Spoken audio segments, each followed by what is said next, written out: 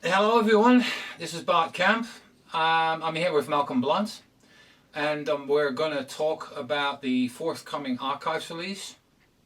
I've been working on this over 3 years now, and its primary release is during Assassination weekend, so the same weekend that we're talking for Lancer. And I thought it would be a good thing to talk about this particular archive since there is a lot going on about it. There are a lot of subjects and so forth. I started roughly getting into this.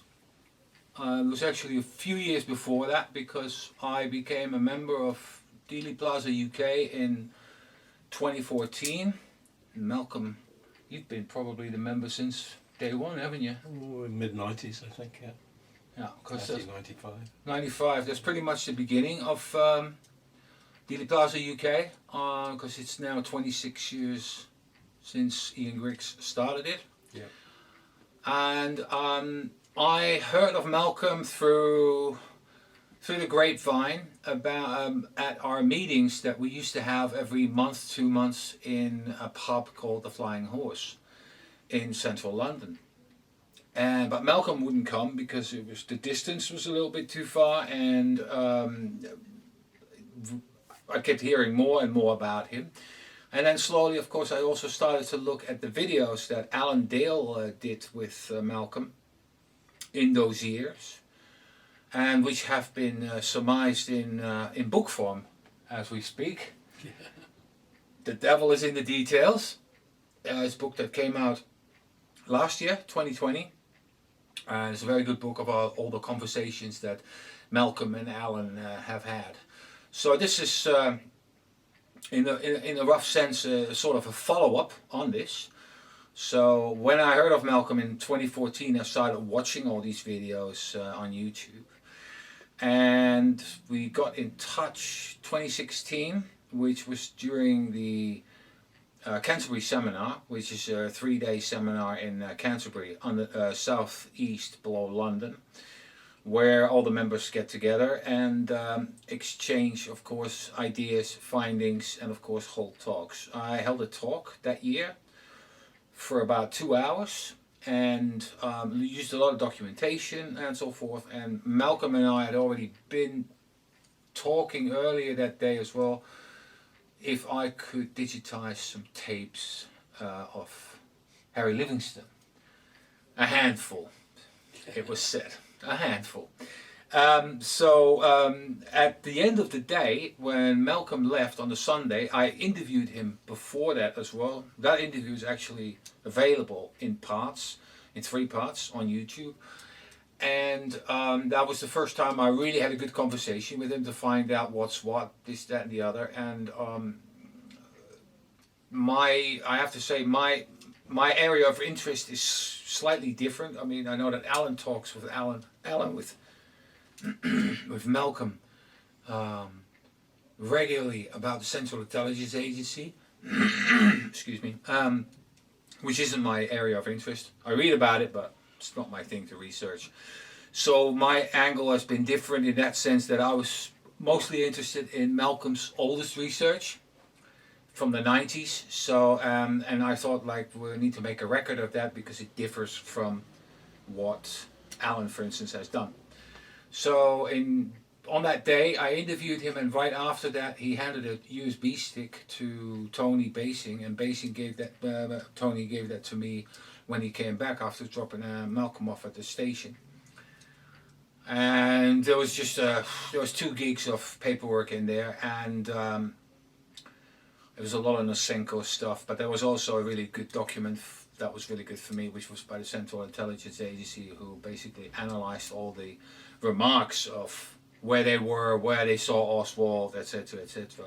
Not much different than what the DPD and the FBI did, but it was just kind of surprising that the Central Intelligence Agency had a 4-page diagram put up as such about this whole thing.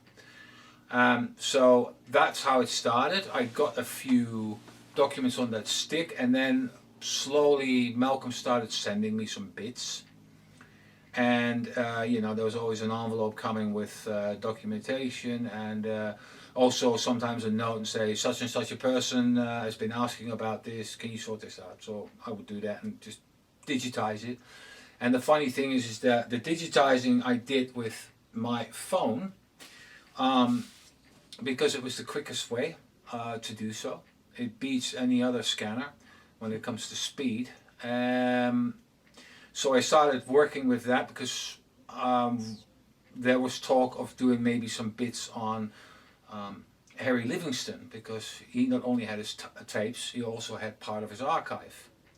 So then what happened was that there was a bit of quietness overall, because in 17 it was just like send me a handful of documents, so I digitized them, etc, etc. It wasn't nothing bulky or voluminous, in case you're wondering. It was just about 20 pages, if that. Then the real thing started kicking up when I was in the hospital in 2018, and I came out after 10 days and I was like, I need to do something. And got in contact with Malcolm, and he took me, he says, yeah, come round, because that was the difference. Everything was sent, and now it's like personally make my way down here. And he took me to a place that he said, well, this place is full of stuff, and I'm going to have to move it soon. And I was like, okay. So there was no real plan. There was no talk of like, do my archive or this and that, blah, blah, blah. There's none of that. What it basically happened was that we looked at Harry's Livingston's archive at first. Yep. And there were like 35-ish plastic cases about this big. And they were filled, and Harry had pretty good organization. He basically had folders by name. And so I started working with this stuff late November, December of 2018. Now, in the beginning, we would get together here in Malcolm's house, and then we would drive to a different location for about 45 minutes. And I already had a 3-hour bus ride and a hour's metro ride already behind me. So it was about 5 hours travel.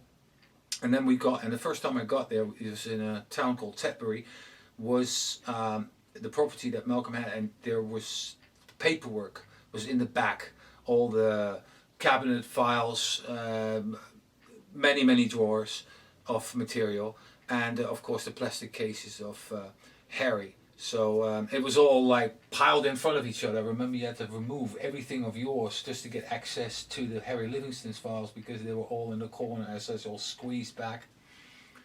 So then I basically said, okay, this is a lot of work. I will only do the really interesting bits, and I'll get all the medical stuff and whatever he had on Dallas, because Livingston's archive consisted of, well, something that Malcolm doesn't have a heck of a lot of, which is the medical stuff. And then there were certain people that Livingston had been in touch with, and he had thick files that were very interesting. On top of that, Livingston had not just a handful of cassette tapes. Livingston had 250, maybe 300 cassette tapes. I think so. Yeah. And they've all been digitized. They're all going to be released over the course of next year. There is a lot. The thing about Livingston, you can talk about him, you can say about him as bad as you want to be, but is one of the most diligent researchers and resilient as well, because he called everybody. He called everybody, and this is something that a lot of researchers just don't have the cojones to do so. And he's actually called these people up and see if they wish to talk. I think rejection is a little bit of too much of a factor for people not to talk. I think that's true. Yeah, I think that's true. Yeah, they're just too scared when they say like, I don't want to talk to you, blah blah blah. I've had it with Jimmy Darnell. He didn't want to talk. You know, it happens. Big deal. Get over it. But so I was there for the first 3-4 months. I was working on the Livingston stuff, and I'd only come in a day, and I basically pack a load up, and I take it on my trolley with me. I had a trolley where I could put 3 big shopping bags on, and I would take these back on a bus home. So then at some point I said to Malcolm, this is too much. I've got to be here more, but I don't want to travel back and forth every day, 8 hours. So Malcolm says, why don't you stay for a few days? And I said, okay. So we did like these 3-day trips. And while I was sitting in the front and Malcolm was in the back, because the front was where all the Livingston files were. And we'd stayed in a B&B, which was 4 doors down from your house. And we basically just worked. Well, Malcolm did a 9 to 5, but for me that wasn't enough. So I'd have a bite to eat and then basically go back there for another 3 or 4 hours till about, I don't know, 11 o'clock, midnight, you know. And then I thought, well, tomorrow's another day, just do that. And in February, I made the most amazing discoveries of the Dallas files of Malcolm's collection. And I found certain files that were so valuable and mind-blowing that I said, well, I've got to do your stuff. I remember it was in a breakfast the next day, and I confessed, I said, I've been naughty. And I said, he says, what have you done? He says, I've started to go through your files, and there's all this stuff that I must have. And so all of a sudden, just like that, I decided, well, I'm going to do Harry's material, but I'm going to do some of Malcolm's material as well. So at first, Malcolm helped me out and found all the old documents, the dark green folders. Yeah, the old ones. Yeah, the old ones. So, as everybody is probably aware, is that Malcolm worked with John Armstrong on Harvey and Lee. And there's a lot of related material to that in there. Not so much to the two Oswalds. Of course, there have been sightings as such, this, that, and the other. But there was just overall the investigation by the Dallas Police Department, the FBI, and so forth. It was very voluminous, but it was also much more detailed. That from what I knew 3 years ago, you know, I say like, okay, I knew a fair bit, a good bit, but the real little niggly bits, the details, the stuff that is stuck in the nook and the crannies, basically, that was surfacing. And like for instance, the Hosty document that I found, which is just an absolute bombshell. For those that don't know, in the first week of Feb, I think it was the 9th of Feb, I found this document in a pile of Jim Hosty documents. It was about an inch thick, about 200 pages. And I came across a document that was a relatively bad copy, but still very visible, readable, that was taken on Dallas Police affidavit paper on the back of it. And Hosty confirms this in his own book, that he made notes on a block of affidavit papers.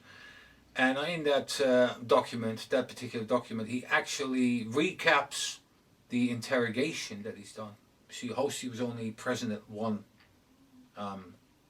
interrogation of Lee Oswald, which was only the first one, which he did, and he made notes. And in that particular sheet, Hosty writes that Oswald went upstairs to get a Coke for his lunch, and then went outside to watch the P parade, the presidential parade. That of course points to Prayer Man, but also confirms something that Hosty did with his FBI report, his joint FBI report of the FBI with James Bookhout, which they made, which James Bookhout turned 180 degrees around 1 or 2 days after Oswald's death.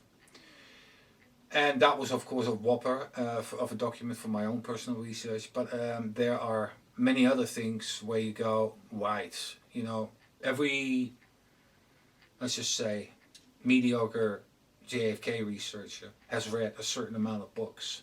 So in this archive, in a nutshell, you're basically finding the details of the things that you've read, but on top of that, that little bit of detail that clarifies bits more that certain authors have used, it always has an extra element to it. And you go, alright, I didn't know that. And that's what happens a lot with this particular archive. So in March, April 2019, I absolutely worked my nut off, so to speak, to get it done, because the plan was at that point was that to pack everything up that was there in February and to send it to the States. And so and because the property was being sold and it was in its final phase, so the second it was exchanged as such, those files had to be put in a container. So while this was all happening regarding the collection that was in Tetbury and was supposed to be shipped, we always went back to Malcolm's house, because Malcolm, his top room in his house, is where he had file cabinets. And whenever I finished in Tetbury, we come back here and we sit upstairs and he goes, "Oh, I've got this, I've got this, and I've got that, I've got this." And every time the same dilemma reoccurred over and over again. I had too much to carry. So in the beginning, Malcolm gave me his transatlantic suitcase, which was big and heavy, and I filled it up with paper. And I remember 2 occasions with the bus driver and also the cab driver going like, "Mate, have you got a corpse in here?" Because and he did weigh a ton. It was really heavy. And we did that a few times, and then I was like, look, all these trips, and I'd done about maybe 7, 8 trips at that point, and all these trips, and I was going, you know what, I need somebody to drive. And so Tony Basing at first helped me out a couple of times, and we drove back in heavy traffic, and I would take about, I don't know, 9, 10 bags with me. And then after that, Peter Antil has been helping me for the last couple of years, and I managed to take more bags. At some point I had 27 of them last year.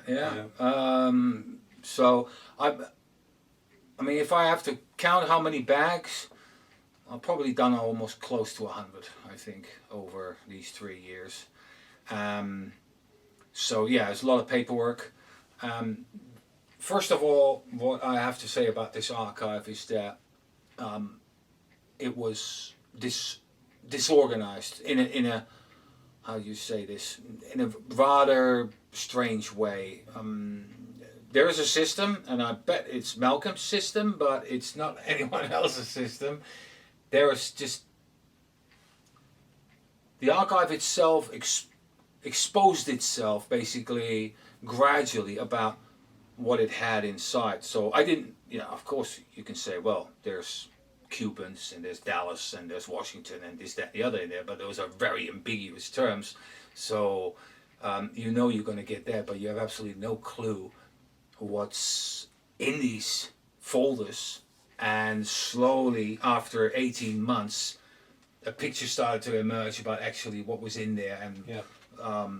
And also by talking with Malcolm, that because I've been doing this for more than a year, and also I do know that there's a fair bit of Cuban stuff, but I never knew, for instance, that Malcolm spent 3 years between the Dallas and the Washington, or the Central Intelligence Agency stuff, that he spent time on the Cuban matter. And so that was a total new thing to me. There was a lot of material on it as well. So I've scanned, basically I just started blanket scanning everything in at first. And it was only about the summer of last year, 2020, that I started to check the RIF numbers. And when I started to check the RIF numbers, I came across a strange phenomenon. That was basically that a lot of the files weren't online. And what I mean online is that when you check the RIF number, then it should basically be part of the list of the files that has been released in 2017 and 2018. But the funny thing is that from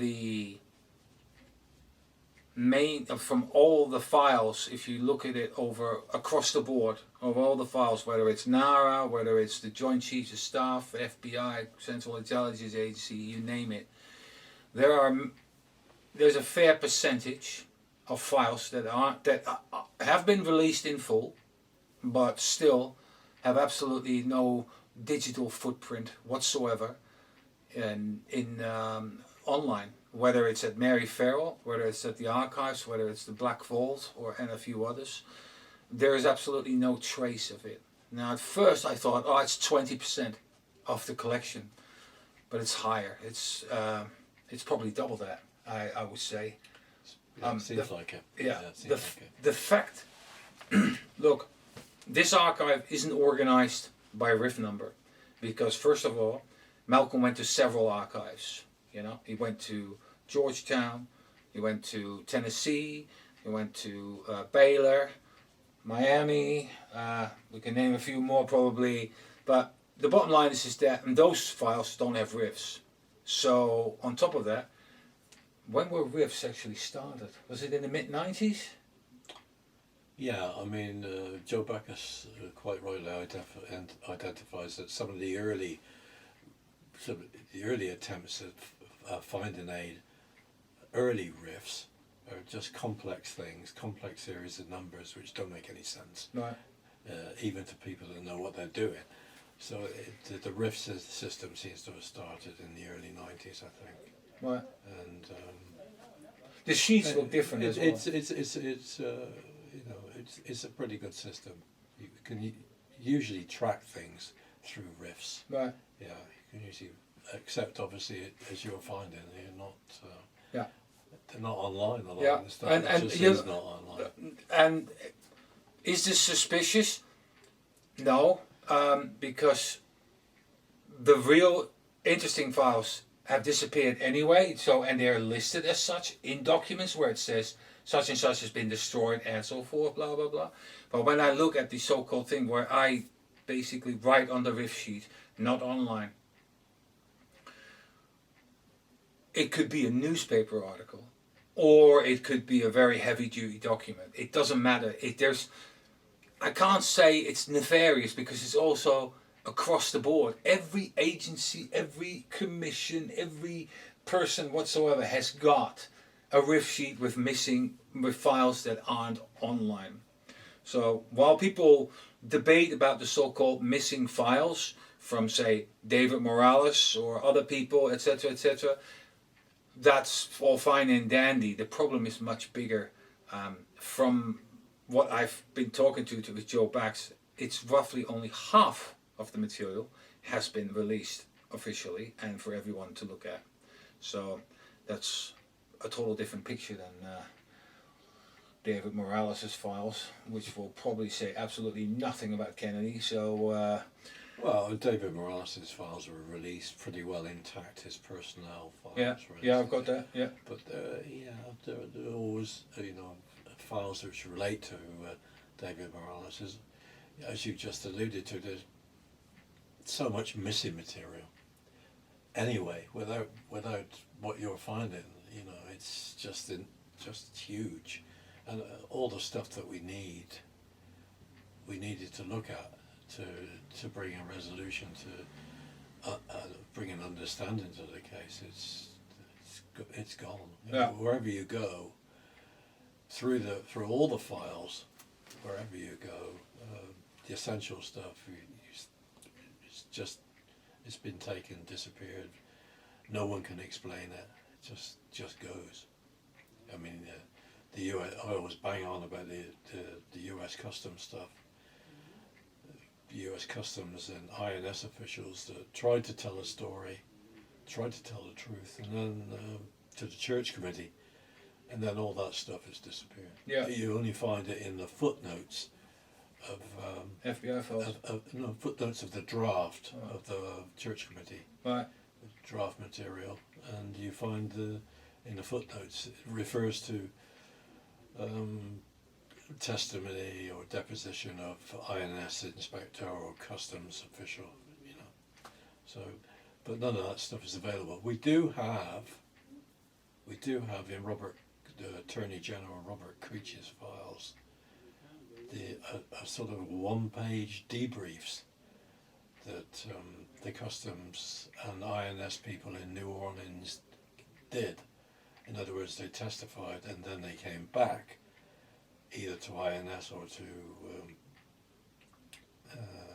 customs, and with the DOJ sat in, and basically whatever they said, we have indications of what they did say, that they had connections with Oswald, both INS and the customs. They completely turned 180 degrees. You know, the debriefs, the scant debriefs, are just very bland. They don't really say anything. When you've got an INS inspector called Wendell Roach, in his first contact with the church committee, saying, "I've been waiting 12 years to talk about this," because he thought he was under the impression that the Warren Commission would have contacted him, but they didn't, of course. There was no way they were going to get INS people and customs people, because they would confirm an interest in Oswald. So there you go. Yeah. So this is also part. That's a big missing lump. Yeah, yeah. But I mean, you do this quite a bit actually when you look at the paperwork, for looking for files that have been marked for destruction or have been destroyed and so forth. Some of the letters that I read was like, well, it's company policy, we do this after X amount of years and we just get rid of it. That's what they hide behind, like companies hide behind They do, COVID now. To be fair, but they do, like the Central Intelligence Agency does have rules and regulations which the bureaucracy follows. One of the most interesting ones I came across when I went through the various handbooks, headquarters regulations, was the fact that their personnel records, let me think when this was, yeah, the personnel records were kept, there was a time limit that they kept personnel records for, and that was 56 years. Don't ask me why 56 years. 56 years, then they're destroyed.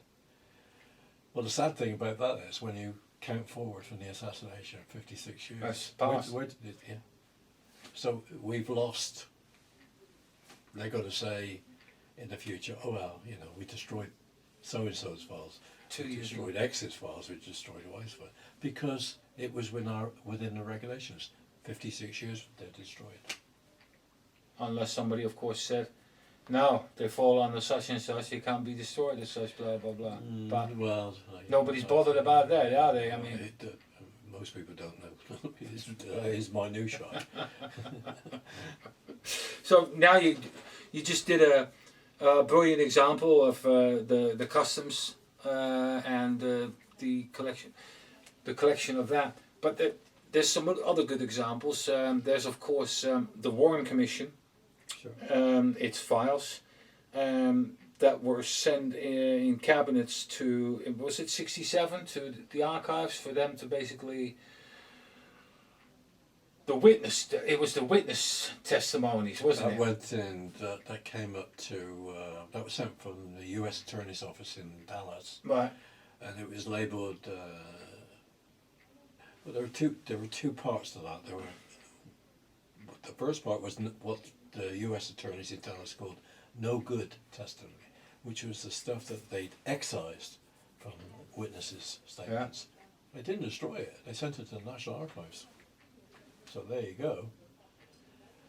But unfortunately it didn't survive at the National Archives. Just a few pages, just a few folders. Nothing much survived. And then they sent up what they called, obviously, the unedited depositions. In other words, before they were edited. The unedited The real depositions. gold. Yeah, the stuff that you need That to I look want, at. yeah. That came up in 4 boxes in April of 1965, with an accession number. You know, it's stamped on the document, and the accession number is supposed to take you, even today, even if it's an obsolete accession number, it's supposed to take you to the documents But you know, I tried to get to make progress on that, and didn't get anywhere at all. The accession number for the layman is a Sorry? gold ticket, basically, for you to go to NARA, present that number, and they will know where to go, instead of going through a very circumvented system, which normally runs where you basically have to give them the information. They then go look in their database where it actually is, and then they bring it back. It's quite convoluted, isn't it? I mean, Yeah, I mean, obviously, I never had enough time to do it. But if you go to the National Archives' own administrative files, which is 16 boxes, then you're going to find a lot of accession numbers in there. So that was something I never got to do. But I mean, if you could knock out a list of the accession numbers, that would be a great finding aid. It's separate, something we haven't got now. So that would be like an alternative finding aid.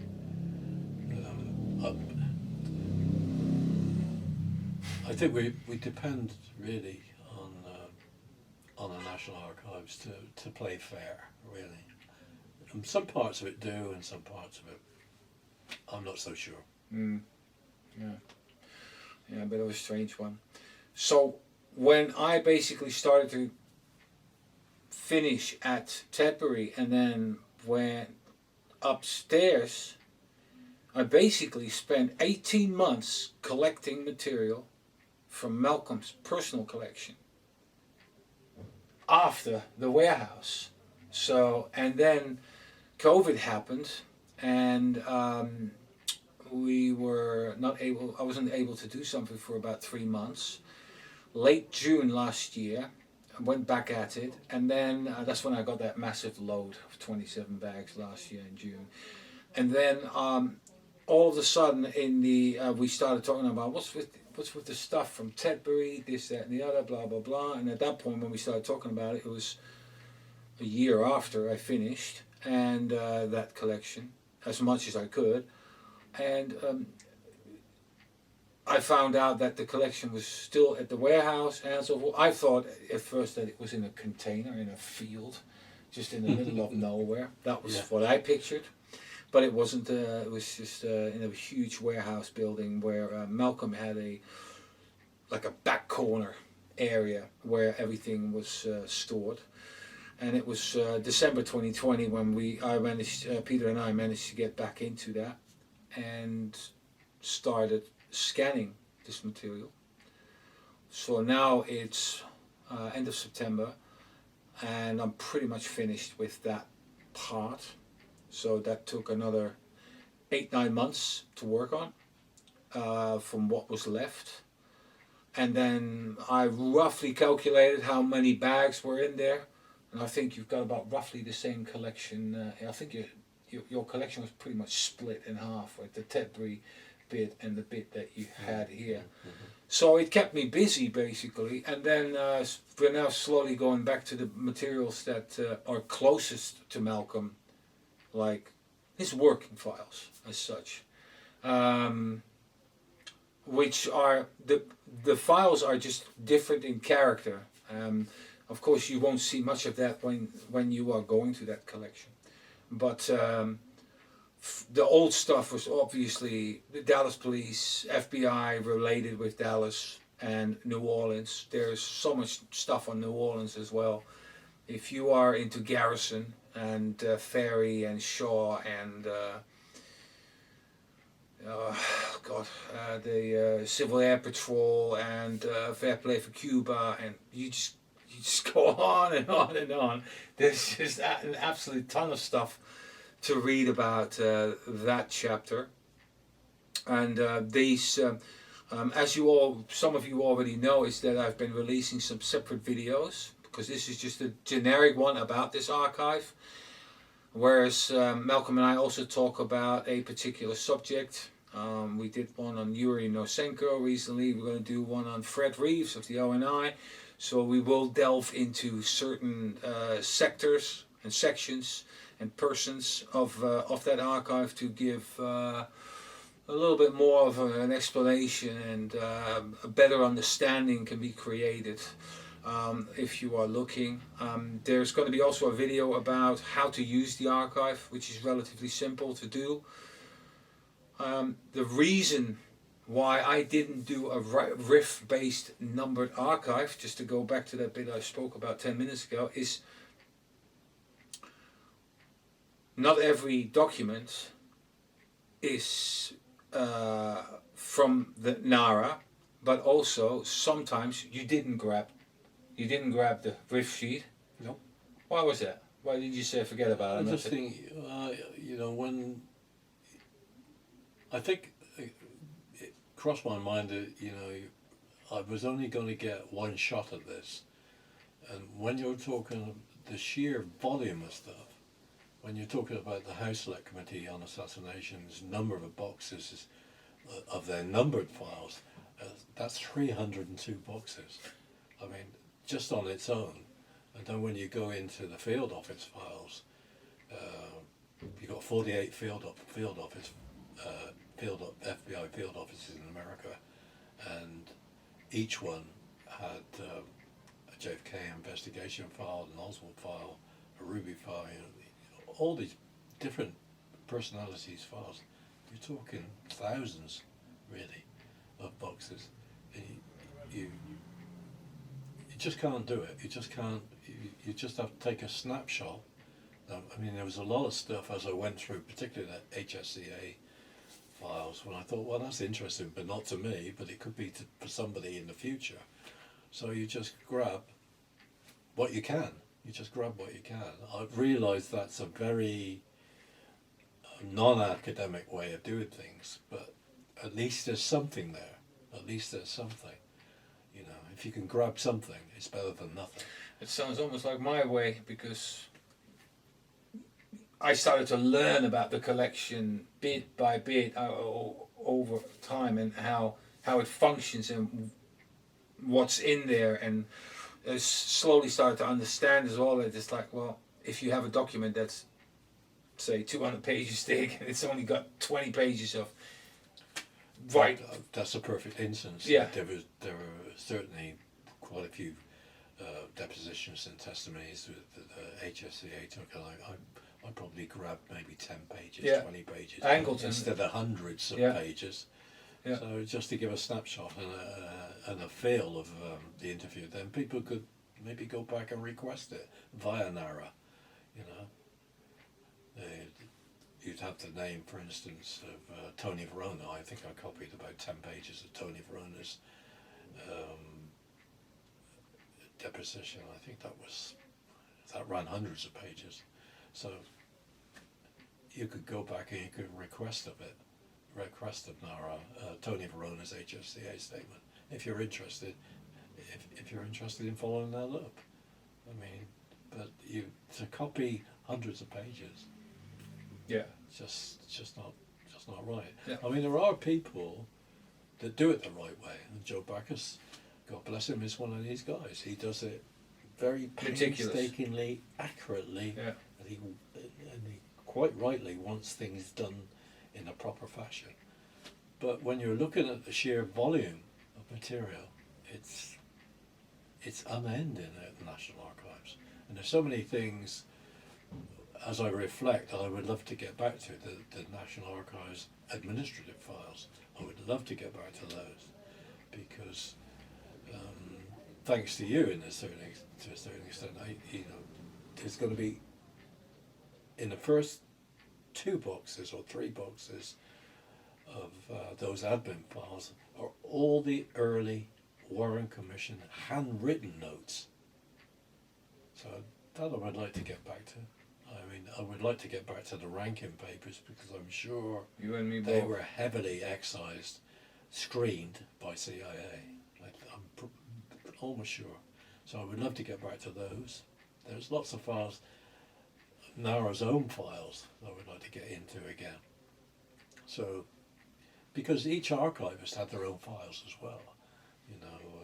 Marion Johnson had his own files, and Boehmer had his own files. All these people had their files. So Those and a lot of the admin files are interesting because of the number of researchers that wrote in about their interests, requesting this or requesting that, and that was all captured by NARA and put into files. So if you're really interested in the early stuff, then that's a gift to get into those files. There's just so many. I mean, the HSCA FBI files, they're a fascinating group because they got a lot of stuff that the Warren Commission certainly didn't get. And HSCA had a more complete version, I think, of the FBI JFK investigation files than the FBI sent to the National Archives. So there's, I think you need 500 years to do this. One day, somebody will have the brain to actually and create an idea where basically they have a really good scanner and start scanning this stuff in bulk and super fast, and maybe we'll get lucky because, you know, but look at it like with the pages that they've released in 2017 and 2018, which of course to me 90% of it is rubbish. What do I want to know about FBI informants in whatever American city as such? It's not really of importance. I can understand why they wanted that stuff kept under the carpet because of all these names coming out. Well, probably one of the most important things when we talk about the early stuff, the Warren Commission, and I never knew it until I got into the admin files, the Warren Commission administrative files, was the fact that the chief archivist, Marion Johnson, maintained a desk which he sat at. He's supposed to be dealing with lots of stuff. Yeah. But his desk was in the area, right, sat in the middle of the Warren Commission files. I mean, that's micromanaging. It's making sure that all the requests that are coming in Goes for him. He's doing them. Yeah. He's making sure that the stuff, he's micromanaging the stuff. Anyway, you see in those files the amount of discussion about Harold Weisberg. They're really concerned about Harold. I know.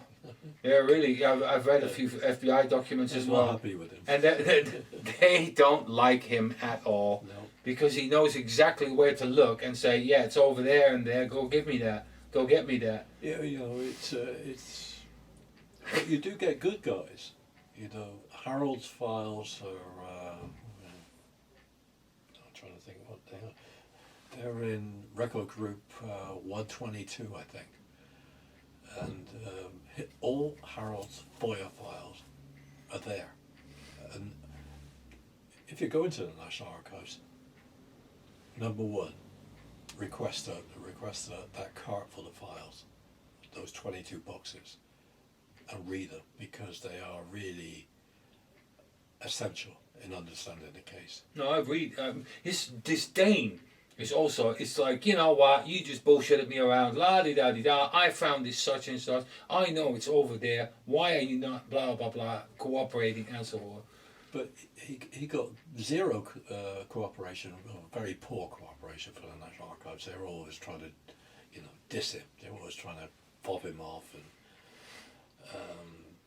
but with the Department of Justice, the FOIA section, there was a guy in there that worked with Harold, a guy called Quinn Shea, and that guy is a hero because he didn't fob Harold off. He tried to do what Harold asked him to do.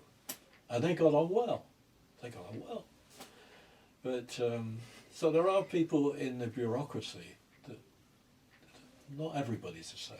And Harold found Quinn Shea at the Department of Justice a good guy, I think. It's interesting that of course. Harold never knew, I remember visiting him in 1998, I think it was, when he was in a nursing home with his wife, and we were talking, and I mentioned the fact that his files were in the National Archives, and he was absolutely astounded. Nobody told him. Nobody mentioned it to him. He had no knowledge of that, and as I remember, I think he asked me to repeat the fact that they were there. I said, they are there. They're in 22 boxes on one cart. I said, I've been looking at them, and I mean, I don't think you would say that Harold was in any way an emotional person, but he was emotional then, because he knew that his work was available for researchers, and it is. So Well, you copied a fair bit of it. I did. Yeah, I've read. But again, it's only a snapshot. I know, but I know with everything. But what you do have is extremely interesting. Actually, as a side note, is that in 2015, when I started to delve through Weisberg's archive at Hood College, and it was the first properly organized archive online as such, and everything was in PDF. The search engine just does what it needs to do, so it just does it what it says on the tin.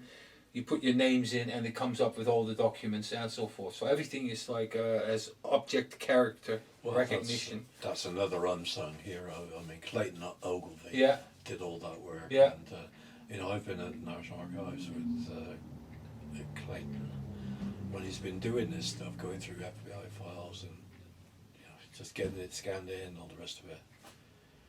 And he just sits there plodding away. It's day a in, day humongous out. job. It's a lot of work. What he did was massive. It's a lot of work. Absolutely massive. Unsung hero, Clayton Ogilvie. So what we have now in the archive, when we're talking about size, I think roughly I've done about 150,000 pages, and probably about anything between 12,000 and 14,000 PDF files. Anything from 1 page to, well, I think the biggest one I have is 400 pages, but that's a rarity. Bill Alexander's file on Jack Ruby, fantastic. Not online either. 400 pages with a file from Bill Alexander on every associate of Jack Ruby and so forth. It was in one of your arch lever boxes. It filled filled the whole box up, and I thought, oh, this will be online. And then I looked, and I went, there's no way to be seen. I was like, no way. And I was like, Bill Alexander, Jack Ruby, 400 pages. I was like, there's plenty to read on that. So there's a lot available for this primary release. I've got about a year left to do so. There will be weekly, bi-monthly updates. You can easily see that by the date of uploading as such. I've also worked on a folder system, which is no different than, say, a My Documents folder on a Windows PC. And so I've got a CIA folder, obviously, and in that CIA folder I've got a lot of subfolders, and this goes basically for every agency. You also start to learn, well, I did at least, is how certain things actually work. So, for instance, G. Robert Blakey, I'll give you a really simple example. G. Robert Blakey, of course, the head honcho of the HSCA, he wrote tons of times to Scott Breckinridge of the Central Intelligence Agency.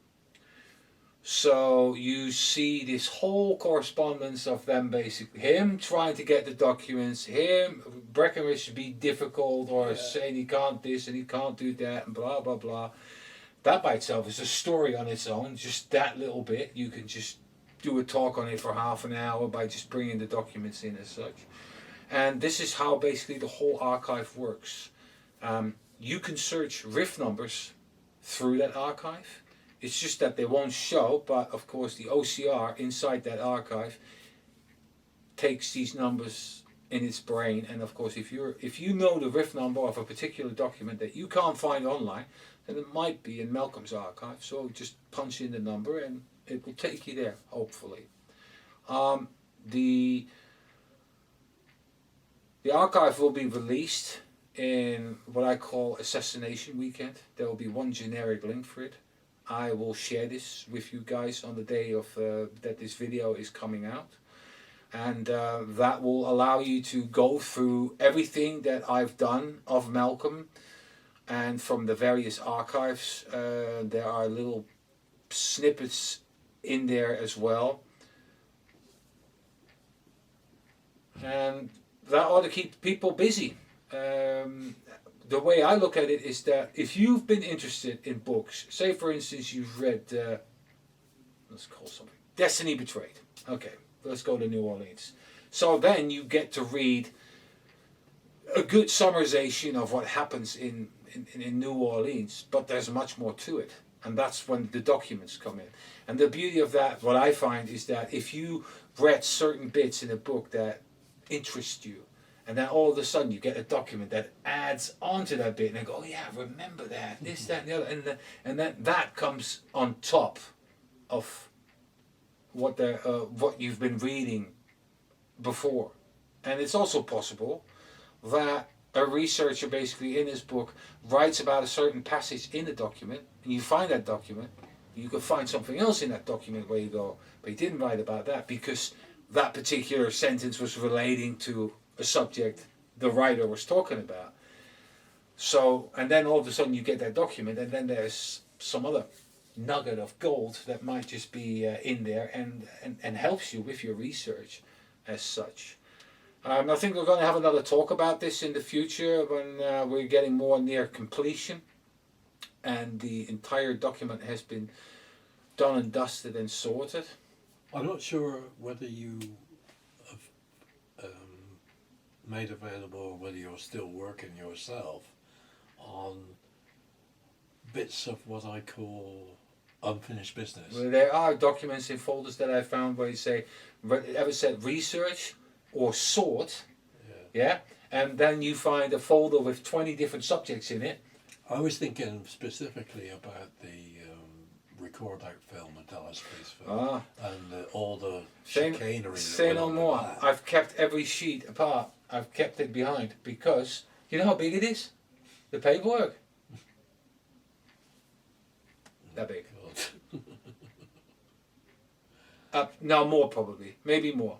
Yeah. I've kept, and I'll confess it here to you and to the rest of the world, I've kept 4 bags of papers behind. All right.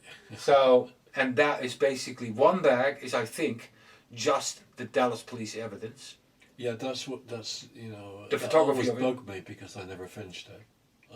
We will. You're always moving on to something else. Yeah. You're moving on to something else. So Malcolm wrote an article about this in 1999, and there, while going through the archives, there are about 5 or 6 different drafts of this. It's about a 6-page document, and when it comes to the Dallas police evidence, I'll just say it in a nutshell because we will get back to this at some point, is that there were 6 scenarios. If you follow the paperwork, you could only put 6 scenarios together, different scenarios, because the biggest problem of all are the dates on the documents, because the synchronicity is absolutely shot to smithereens, especially from the FBI as such. Yeah, we're recording. It's going to be fun editing this. No, we're just returning from a power cut. The battery went dead. The archive, as said, will be available end of November. You will have access to almost all of it. Gradually over the years, more documents, but also more audio will be released. I think I've done about something between 250 and 300 audio recordings. I'd say 2/3 would be Harry Livingston related. mostly the doctors and so forth, which will also be released in stages next year. And then of course I've already released a lot of videos because you gave me an absolutely sack full, boxes full of VHS videotapes, of which the majority has been digitized and also made available on the Lone Gunman YouTube channel. And there's a couple of rare bits in there, like Jerry Patrick Hemming in black and white in the 60s, filmed outside some airfield for television. And isn't this around the time that JFK came to Florida, or is it before? I don't know. I'm trying to think when that was. That was in 60. I think that was in 62.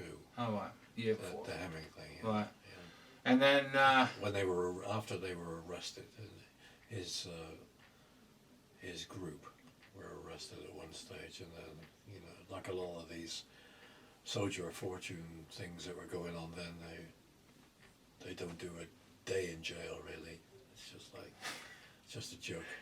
True, very true. And the other one, which is really cool, is Gus Rose at this dinner in Dallas, and giving a nice little dinner speech of about almost an hour. That's a rarity. Yeah, well, the way you told me it was rarer than hobby horse manure. So I was like, right, and it is very rare for someone to speak freely. He's free. He's free and amongst friends, and so you get a different perspective. Different perspective, especially on the Minox camera. And odds and sots, but that's two out of many videos that overall are really interesting to go through. Some of the you obviously, when you started attending all these conferences, they basically got the videos. So there's some really old stuff from 93, 94, 95, Ask conferences. I lost a lot. I loaned some to